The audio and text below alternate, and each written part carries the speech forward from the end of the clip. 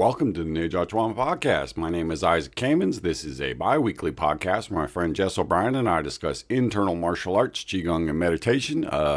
This week begins our 5th year of podcasting, so we're going to kick it off with a look at another one of Hung Yishang's students. This is the well-known Su Dong Chen.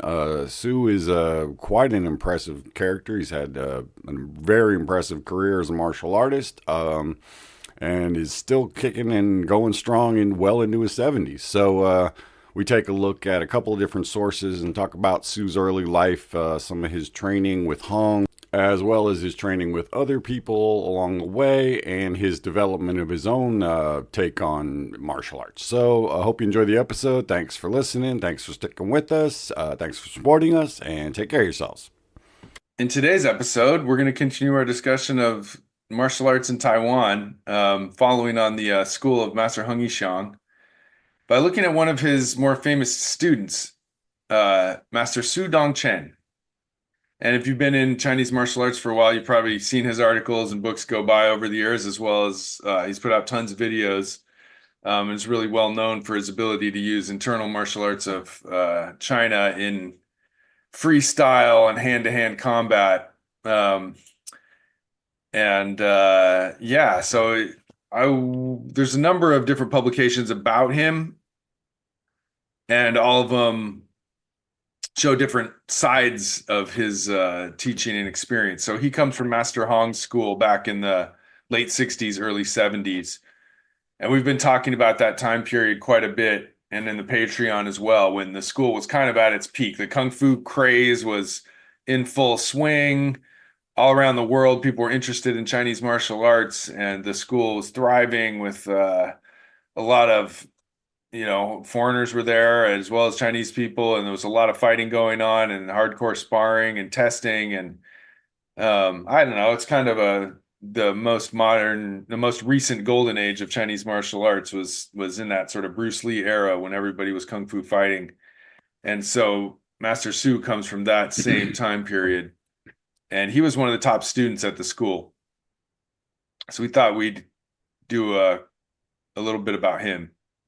So just technically speaking, he's born in Taipei in 1953, and at the age of 15, he joined Hung Yishang's Tang Shu Dao school to learn Shaolin, Xingyi, Bagua, Tai Chi, weapons, and more. And then right after that, he started participating in tournaments and national fighting championships of the time in Taipei and in Taiwan, and he was winning a whole bunch in his teenage years. And then in his early 20s, he moved to Japan and opened his own school. So, and there's a lot to Master Su's story. But I thought one great way to start would be the description of him and his fighting skills from the book Esoteric Warriors by Alex Kazma from 1999, where one of his interviews is with Serge Augier. And Serge is another guy who's been around quite a bit. I've never met him, but his books and articles and vids are really good. And he knows a lot about Chinese martial arts as well. And he learned from Master Su at one point. And so in this book, he describes his meeting and experience with Master Su. And so I really like his description here. He gives a lot of the sense of what it's like to train with him. Okay, so here's Serge's description of his training with Su Dong Chen. The thing that completely changed my way of seeing the internal martial arts was meeting Su Dong Chen of Japan. From the applications, which were a little too intricate and took too much time, Su had this way to use any part of Bagua or Xingyi or Tai Chi and make it into a boxing moving system with throwing and locking that really worked. He's the most amazing fighter I've seen anywhere, China, America, Europe, and he has the power of someone 3 times my size. His power is not normal for his size. Each time he touches you with his finger, his leg, his head, he's not hurting you in the normal way.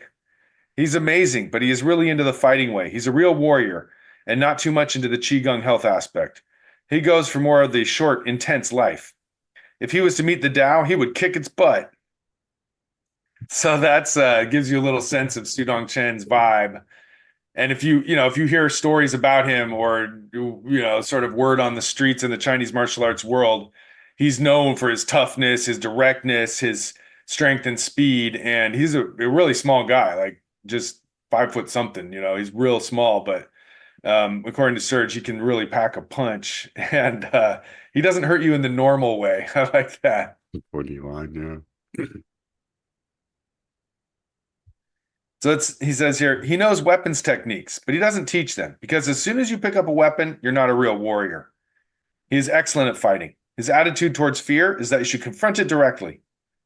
Once I was training in the park with a knife and he came to see me. He told me that he wasn't afraid of knives and showed me why. He took the weapon from me. It was sharp, and without any hesitation, he cut his arm before he gave it back to me. That's why he's not afraid of blades. Mm. So yeah, Master Su's known for being on the a guy who's just rough and tumble, and he has a certain love for fighting that is not only good at it, but he loves it. And that's just something I've heard through the grapevine from a number of people that have met him and trained with him over the years. Yeah, I mean, as I understand it, he was kind of the school mascot, that there's always the young guy that's kind of the badass young fighter, and he had that role for a while, and then Wang Xi had it for a little while, and then Shu had it for a little while. It's like, there's always one guy that you sort of send out to take challenges and stuff, and he was that dude for a while. And from what I understand, won most of his fights, if not all of them. I mean, he was. That's what I hear. And I noticed from his biography that at a really young age, he went and started his own school in Japan, like maybe 23, 24 years old. He started at like 14 or No, I'm something. saying he started his own school. I Like know, but he I'm left saying and by that time he'd already been training for, 10 years or sure. whatever. So that's Right. Yeah. It quite says he some started time, at age 15. So Yeah. yeah.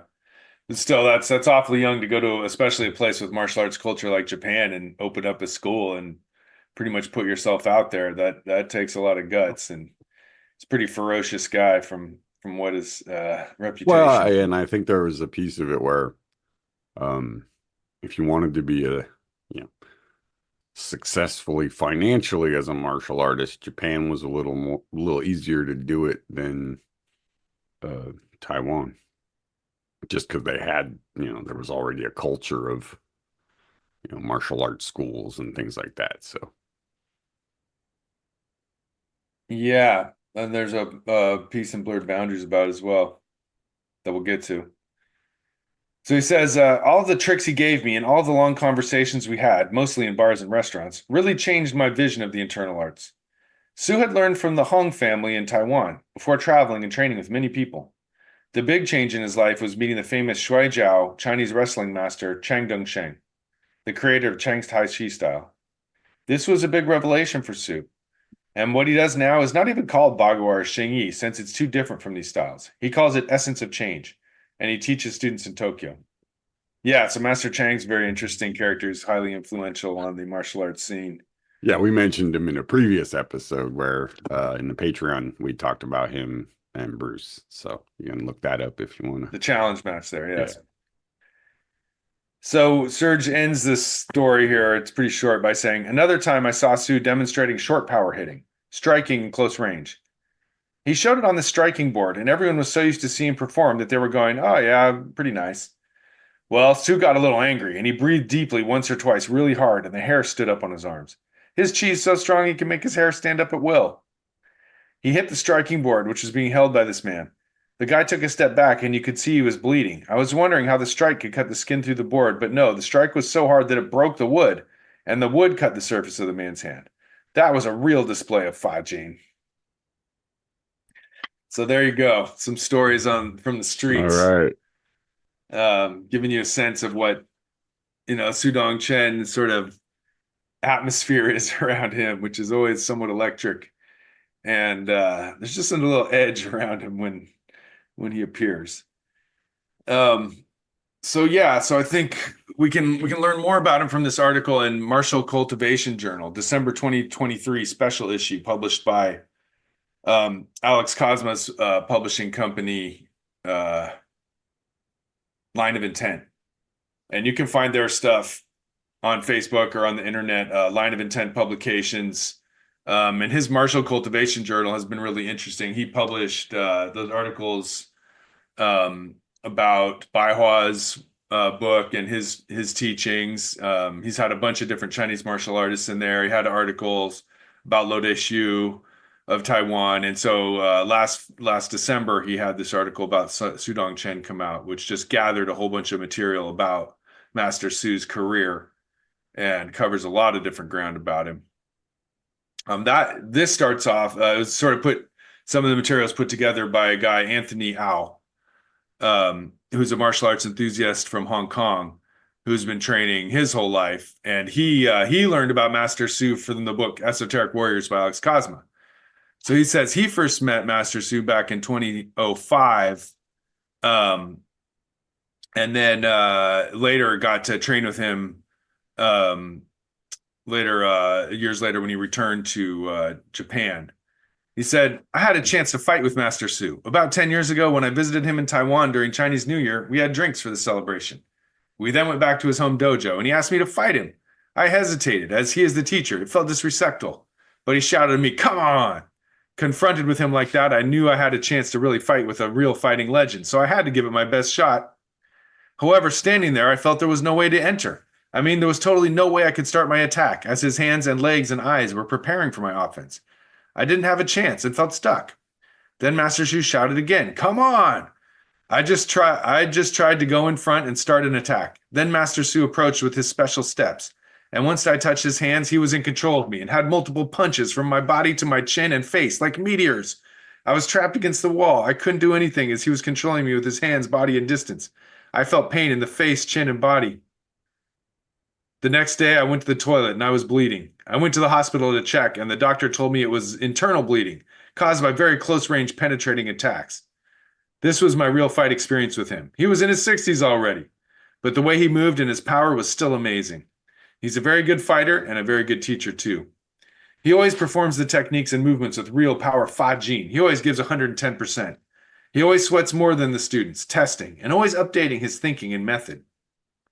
He likes to say he's an otaku, geek.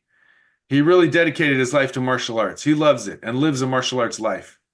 My talks with him are 99.9 martial arts related, and teachings and conversations, always over 2 to 5 hours or more. And it's very inspiring. In his 70s now, he moves like his whole body and joints move. It's really amazing. Master Su is a genius in martial arts, and he has already solved lots of big problems in martial arts when he was young. And yet, he still tries to get better and better. I'm always touched by his dedication and passion to evolve. Essence of evolution to him is really an attitude. And it does speak to his, he was never, I get the impression from watching his videos and articles how he's never satisfied with just following along with the teacher and learning the right techniques and sort of preserving what's presented to him. He wants to get to the essence of it, get to the core of it, figure it out, make it more simplified in some ways and kind of drill down to what makes stuff work and then just throw away whatever doesn't. And so he's really critical of martial arts as a cult or as a traditional school. It reminds me of sort of that Bruce Lee attitude of just use the important parts. But I think Bruce never had a chance to really do that because he died so young. But Master Su has spent 40 years doing this and really, or 50 years or more, really penetrating and really researching and really just tearing it apart and putting it back together over and over to improve the fighting ability. Yeah, I mean, I think he's one of those, and it speaks to Hung Yishang's abilities to kind of set a base in his students, but a lot of his students have this thing where, and Su Dong Chen is one of them, where they take the teachings that Hung gave them and then adapt it to either a different martial art or a slightly different way of doing his martial arts. So another example would be Tim Cartmel, right? He took the stuff he learned from Lo De Shu, adapted it to jiu-jitsu, and it works great because Hung had that judo connection and stuff too. So Su Dong Chen also, again, that all of these guys, I mean, were Bruce too. It was, they were doing mixed, quote unquote, mixed martial arts way before it was a thing. You know, they were going to Japan, they were going to Taiwan. If they could get there, they were going to the mainland. It's like anybody who had anything, you would go and check them out because you were trying to get Right. as many tricks and like Bruce talked about how he would collect techniques, right? That you would just go to a teacher, and even if they had one technique you'd never seen before, that was enough. Like it was like, cool, I got it's like collecting watches or teacups or something, right? Like you get one you didn't have before, it's like, oh, score, and so I think there's a piece of it where you know you have to go beyond just like, okay, I've got my teacher and my teacher says it's done this way, so that's all you do, and I think there is a bit of a cult like thing to it, especially um if you're around like the sons of a teacher and people who've only been in that group, it makes it like where they kind of have this bubble that they're in. Yeah, And sure. and when you go outside of that bubble, sometimes you realize like things weren't exactly what you thought they were. And so if you're a It true broadens your horizons to go out a bit. yeah, and if you're a true artist, right, you want to go outside of that so that you can experiment and grow and all that and then bring it back. It's like it doesn't mean you have to abandon what you learned before. It Right. just means you can incorporate it Yeah, into people what you worry that it's going to pollute what they already know and screw, and take them off course from what they should know, which I suppose is a distant possibility, but for the most part, going out and seeing more is good for right. your Yeah. perspective. And it's a fallacy that anybody's going to do it exactly like the way the teacher did it anyway. So, it's like everybody changes it, on some way Can't help because it, right? Yeah. you can't help it. Your body's different, your mind is different. So, there's a piece of it where I think when you finally can just kind of accept that and be like, well, yeah, I don't do it exactly the way my teacher did it, but it's still very practical, right? And I think a lot of Hung students kind of trim down his because he had a pretty Mm, like uh, you know elaborate system, and sure. you might not need all of that to teach people the basics and give them something that they can use in a practical situation. So it's a trimming down to get it across to people in a shorter amount of time, basically. Right. So looking back at Martial Cultivation Journal, that December 2023 issue, which definitely worth getting because it goes into way detail. Master Su outlined sort of some of his early awards that he won. So in 1969, he won second place in the Taipei City Fighting Championship. 1970, he got fourth place. 1970, he won first place in another competition. And 1973, he won the hand-to-hand championship, first place in Taipei City Longevity Cup. So he had a series of big wins in that time period. Right. And if you've been listening to our Patreon episodes about Blur Boundaries and the tournaments they had, right? This was the same tournament. And Right. there's pictures in Blur Boundaries where, it's Hung Yishang with a bunch of his students holding trophies. And in one of those pictures, the two guys holding trophies are Su Dong Chen and Wang Ziyi. So the article says during the period of 1969 to 73, Hung Yishang's Tang Shudao Martial Arts School had a group of students called the Five Tigers who participated in competitions in various regions, all of which were able to win the championship. And so Su Dong Chen was one of the core members of this group. It says that fighting combat records should have been recorded official competitions, and legendary stories without any fact and basis cannot be trusted. So he's saying that these are official records, and for that reason deserve a certain amount of respect, which is definitely true. Like you can say whatever you want about a secret private fighting championship that you won, but if you have pictures and a certificate from a real fight, then you Or you deserve can credit for say, that. right, or you can just say you won a tournament, but if you don't actually have proof that you won it, what does that mean? Right. Or some secret match in a private room with just you and one other person, and then you're like, I won. Like, well, maybe you won. Or a challenge match that may or may not have happened in a back alley somewhere. Right. Wink, wink. So Sue says, I started learning martial arts at age 15 and participated in the martial arts hand-to-hand championship at age 16. In 1973, at the age of 20, I went to Japan. At that time, the Japanese martial arts community held themselves in high regard and considered judo, karate, and kendo to be the best and number one in the world. They not only looked down on Chinese martial arts, they also insulted them. In order to uphold my position on Chinese martial arts, it was necessary to engage in various martial arts competitions for verification. This is the same thing that like Wang Shujing did, right? That one of the ways as a Taiwanese martial artists to really get notoriety was to Hmm. go to Japan and take Right, challenges because you could if you kick their ass, that's a hell of a right. resume So you builder, were right? trying to create a buzz about Chinese martial arts. So yeah, if you go to Yeah, Japan, then and you'll get and you could argue that Wang Shujing's his most successful students were the ones in Japan, sure. right? And I think part of that also is Japan at the time has a much bigger economy, right? Taiwan hadn't yeah, yet really industrialized. So like to make money, you had to go to Japan. I think to make even more, you'd want to go to USA, but like Japan was the first step in that journey because right. Japanese people are crazy about martial arts. So if you want to make some real money, you got to go out there. And like you said, it was the height of the Bruce Lee Right. boom. So I think there was even in Japan an interest in quote Chinese unquote martial kung arts. fu, Yeah. Chinese kung fu, right? Right, right. It says Su Dong Chen, who naturally enjoys combat battles, has been undefeated in more than 150 fights, both big and small, over the past 40 years. So here's part of Sue's philosophy. He says, in your 20s, you can spar for 2 or 3 rounds. In your 30s, you can spar for 4 or 5 rounds. In your 40s, you can spar for 5 or 6 rounds. Whether it's karate, kickboxing, taekwondo, sumo, judo, Brazilian jiu-jitsu, aikido, or wrestling, I never tire of trying them. Fighting is just like climbing a mountain. The more you do it, the more you love it. Just like climbing, the more you climb, the more you enjoy it. Even climbing Taiwan's 100 highest peaks is no big deal. Similarly, for those who love fighting, it's natural to fight 100 or 200 times as a hobby.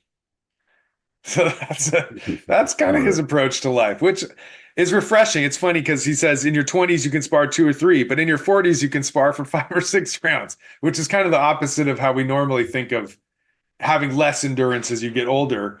But he's saying no, as the older I got, the more I wanted to fight more and the longer I could fight for. So I mean, that's that's interesting. one of the advantages of internal martial arts is Ideally, you're peaking in your 40s. You're not or getting even worse in your 40s. or even 50s. Where Yeah. I think, the idea of just even the breathing stuff and kind of keeping your body flexible. I mean, I think that allows you to do things where you're not just Right. doing it based on, I muscle mean, I'd tension. say like in my 50s fighting other 50-year-olds, yeah, I'm all for it. Then I Well, think I mean, internal martial arts would definitely be an I think it's advantage for how me much in you, many I think ways. it's how much you train, right? I mean, like Right. if you're training a lot and you don't stop training, I mean, that's the thing. I mean, if you're a That's the trouble. professional and If you're you're in your doing it, 50s and you quit 15 years ago, then you're not going to be as effective. right. But if you're, Yeah. a career martial artist, then you do it every day. It's like And I mean, I think you like when he better be says, able to fucking keep up with it. I mean, I think the other thing is that you learn how to be more efficient. It's just right, I think that's what he's saying is you can fight more rounds because now you don't get tired as fast and you yeah. are more efficient about what you do. Then I think that makes sense. And he says, if you love fighting, that's a thing. And there are people who do. And I can't say I'm one of them. It's something I've done in terms of sparring to get the experience that helped me and get better at martial arts, but I can't say it's something that just is like thrills my soul the way it is for Master Su and others who just dedicate their whole life to it. Can do it as a hobby or you can do it as a profession. And if you're doing Right. it as if you're a professional fighter, you have to fight. Right. The original definition of a professional, like you couldn't join the Olympics if you were like a blacksmith, like if Mm. you had a profession, right? It Right. didn't, You're supposed to right? be amateur, right? Yeah. Right. The idea that, if you do anything that uses your body all the time and you're super fucking strong, you have an advantage over, some nerd who just does it once a week, right? So I think that that level of intensity is the big part, if you're doing it. Because I mean, it's like these guys, train 5 hours a day. It's like that's insane, like, Right. That's a yeah, professional level. Yeah. that's professional level. So he finishes his philosophy like this: the loser always loses, the winner always wins. A coward always loses, and a brave person always wins. It's no use talking about how to win. Those are well-known sayings and proverbs that everyone has heard before. To repeat them is unnecessary, as the listeners already know. It's fortunate to be able to win one or two championships in martial arts, to compete with Japan's martial arts, and fight against various countries' combat sports. Battles on the boxing ring belong to the boxing ring, while battles beneath the surface or on the street are also exciting. Yeah. I mean, sure. Uh, So yeah. he says about his combat, the fighting, experiences he had in the ring. He said he won a couple from 1969 to 73, and then he said 1973 he moved to Japan, ending his safe and peaceful one-on-one ring fighting. And I think that's a telling statement. Like he considers those years of winning championships in the ring as his safe and peaceful fighting stage. Mhm. In 1973, he moves to Japan, and that's when shit gets really juiced up because now it's not safe and peaceful anymore. Well, I mean, Um, it's in a sense, he took the opposite of trajectory that Bruce did, right? Bruce started in Japan with the underground fighting stuff, and then went to China to kind of go deeper into mm, the true. martial art part of martial arts, not the fighting part. He already did Right. the fighting part in Japan, and that's a Right. part of And the New York City. blurred boundaries stuff that we talk about in the Mm, Patreon is about him, being this big kind of bruiser coming in with the sort of this Japanese martial artist attitude and yeah. kind of bursting the bubble a lot of these Taiwanese guys because like Su Dong Chen says a lot of them were kind of doing things very sort of formulaic By the and sort book. of, Yeah. yeah, and with a lot of face involved, and there comes this bull in a china shop, and yeah.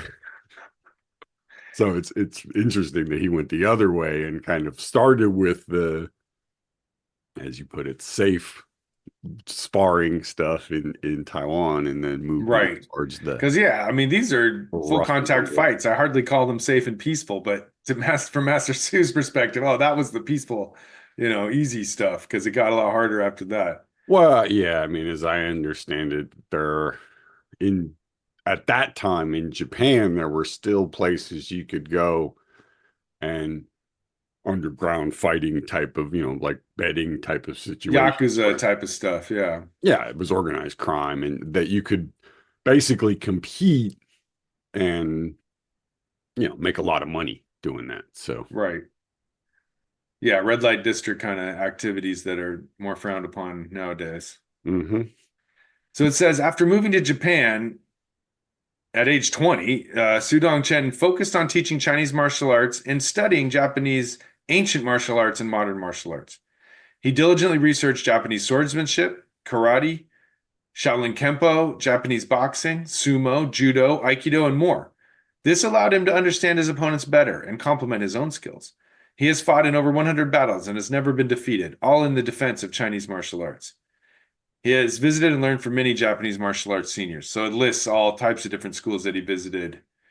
Um, got he quite says, the resume for sure. yeah, it's got an extensive resume here. After the Japan China Friendship and Peace Treaty in 1980, the Chinese martial arts delegation visited Japan to perform martial arts, which sparked a craze for Chinese martial arts in Japan.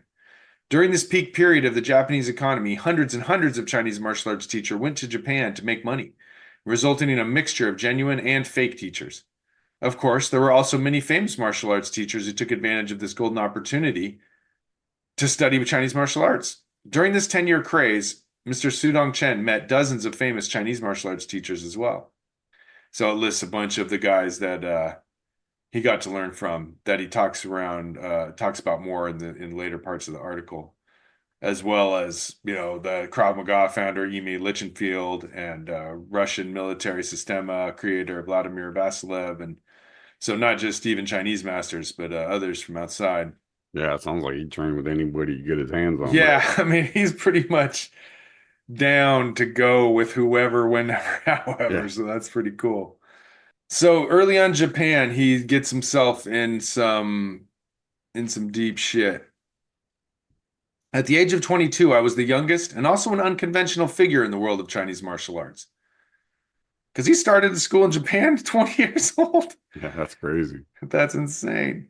Naturally, I was intimidated by the prestigious reputation of the Kyokushinkai Karate School. That's Maso Yama and the full contact karate Mm, fighters of the time. okay. Fortunately, when I grew up, I had developed some immunity to being deceived, frightened, and beaten. During the filming of the movie I was in, I got into a fight with 7 or 8 bodyguards of the hot-headed director due to a misunderstanding. This incident provided the Kyokushin researchers with a first-hand experience of real combat. If it weren't for my past experience training in a Lion's Den alley in Taiwan, a famous street with lots of martial arts schools and gangsters, I might have been frightened at this point of wetting my pants by the 60 or 70 Kyokushin members. However, youth should be arrogant and conceited. Otherwise, it would be a waste of time. Just like a big scar on a head without a brain. Playing around is exciting, but playing with one's life is even more thrilling, just like extreme sports. So that's the life of a hot-headed martial artist in 1973. So we'll get back to that a little bit more next time. From here, we'll switch over to the Patreon and get a little bit more into our final look at the Blurred Boundaries book by Hong Zihan, where he talks about Sancho, the strolling hands, or soft hands, or sticky hands, as it's called. Um, he says, within the martial art taught by Hung Yishang, Sancho, or strolling hands, is a comparatively unique, incomprehensible, and difficult to practice kung fu. This is an internal technique that uses the contact of both hands to know and control the opponent and subdue the opponent. It's a quintessential blend of form, intent, method, overt, covert, and evolutionary elements of the internal style. And so we'll go into a little bit more about Master Hong's what he calls strolling hand Yeah, skills. well, this is like we've talked about this a bunch. This is kind of the secret sauce of this school is the ability to teach through this method of Rosho, and I think it's kind of the a really unique, like he says, a unique way of transmitting it, you know. But that was Hong's kind of special way of doing things, I think. Hey, folks, hope you enjoyed the episode. Thanks for listening. If you want to hear the Patreon episode, you can go over and subscribe. It's $5 a month for the basic membership and $10 a month for the premium membership, which gets you the entire archive of all the interviews and everything else. You also get to hear all the episodes ad-free and a day early. So check it out. Thanks for listening. Take care of yourselves and be well.